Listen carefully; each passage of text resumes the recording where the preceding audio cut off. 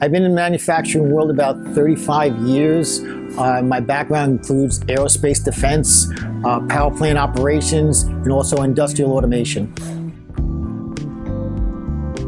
I've been here about 3.5 years as an application engineer.